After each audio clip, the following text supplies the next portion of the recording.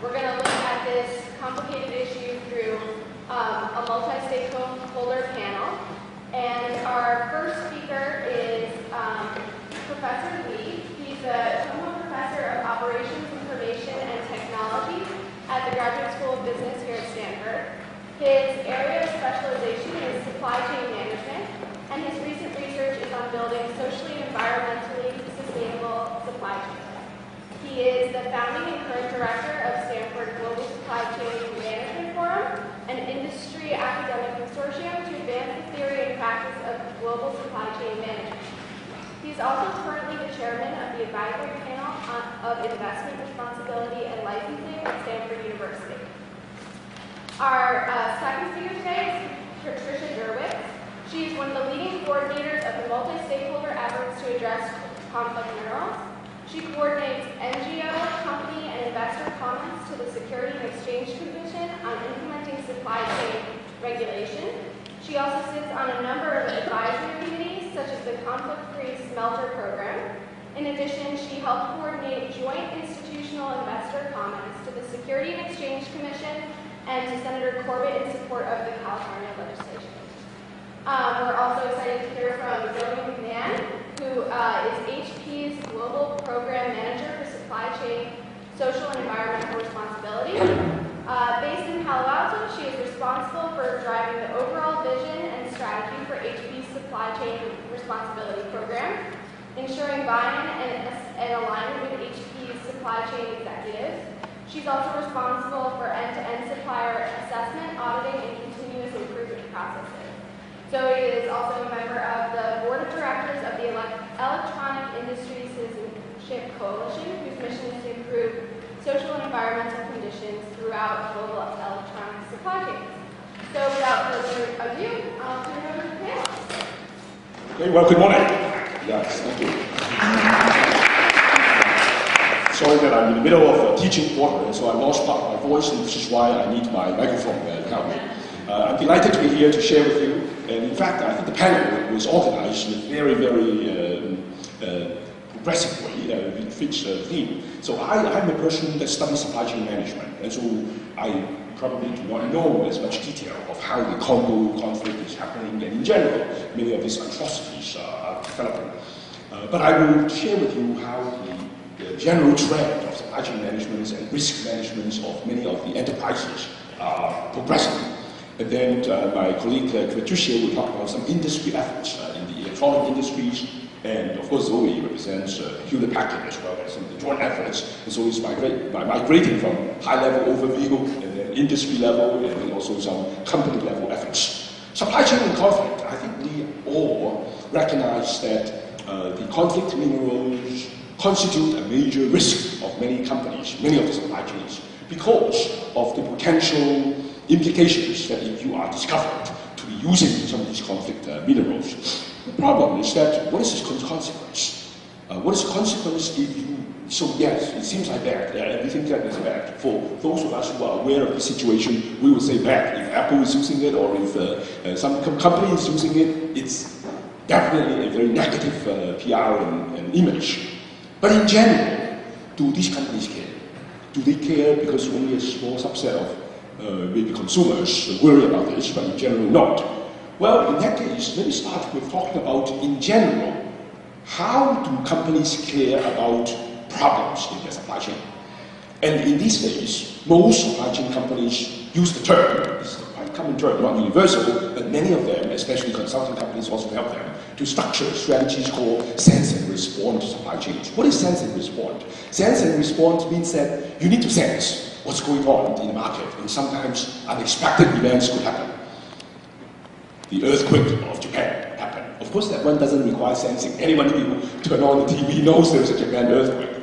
But there are many, many disturbances that could happen in your supply chain, and you must put in place an information systems or an ability to find out what's going on in your supply chain. That requires you to have what I call the DNA of your products.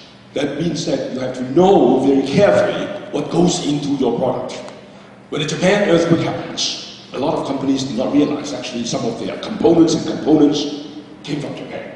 And so, only a few weeks later, they discovered that there's a potential shortage. And that's because they have not studied and analyzed and understood the DNA of their products and the supply chain. And so you have to measure and track them. And the second one is that you have to monitor. Of course, not knowing where they come from, what makes up your supply chain products is not sufficient. We have to have a way to monitor to find out if things have gone wrong. And then if something has gone wrong, you have to act.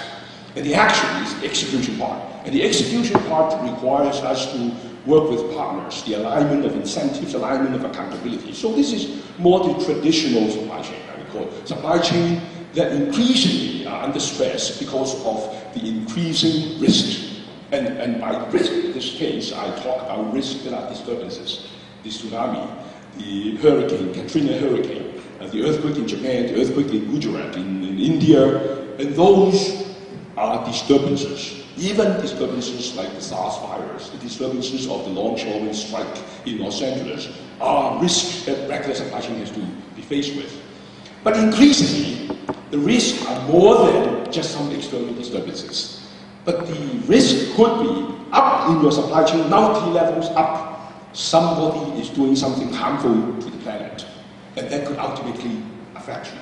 Affect you because of your reputation and because it could be harmful to your consumers and their liabilities. Here is an example of an organization in China called IPE, and what they do is it's very, very powerful because they started with just collecting data about pollution, water pollution in China.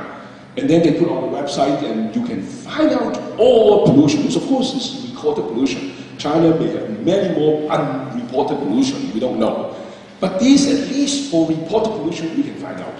What it did was it helped companies like Nike, Adidas, Patagonia, to go to the website, immediately see whether their suppliers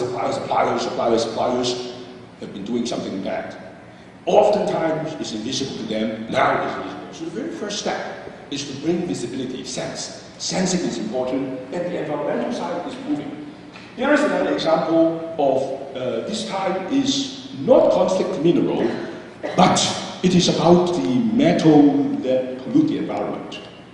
And again, this was brought up, and I would say that this is now beginning to be detected, that many of the activists and organizations use is the name and shame kind of tactic. So here is an example where iPhone 4 was using metals in China that pollute the environment. And of course, this article talks about Apple's stonewalling. So the tactics that Apple used in this case was, we're not denying, but we're not saying that it's right. This is the factory, maybe it's my factory, maybe not. But we never tell anyone who is my factory. So it's not denying, but not not agreeing to the news. Of course, you cannot continue this type of stonewalling. And so under pressure, now I think Apple has changed and disclosed many of the results. So in the environmental side, it seems like things are moving quite well. So the question is, can conflict mineral be able to have a similar kind of a path like what in the environmental side has? Here is a single company that tried to do something different. This is Starbucks. Starbucks, of course, some side of Starbucks that people were criticizing them because they were leveraging, making use of the local communities in East Africa. But there are also other sides of Starbucks that try to do something right. And here is a program that they started a few years ago called the Coffee and Farm Equity Program, CAFE program, in which they try to score their suppliers and the suppliers network on whether they have economic transparencies, whether they're exploiting, who is exploiting whom. Second is to see whether they are treating the employees, whether the farmers, whether the farms or the landlords and processors are treating the employees humanely, giving them minimum wage, etc. And also how they're treating wastewater, fertilizers, and environmental issues. So at least this is one way to make a change. And the change is that you must work on incentive. The incentive is that you cannot always just simply beat on the suppliers. And so in the case of Starbucks, they try to say, if you are able to show me that you have done all these things right and I score you, I'm actually willing to pay 5 cents more per pound of coffee. And if you show continuous improvement, I'll pay another 5 cents.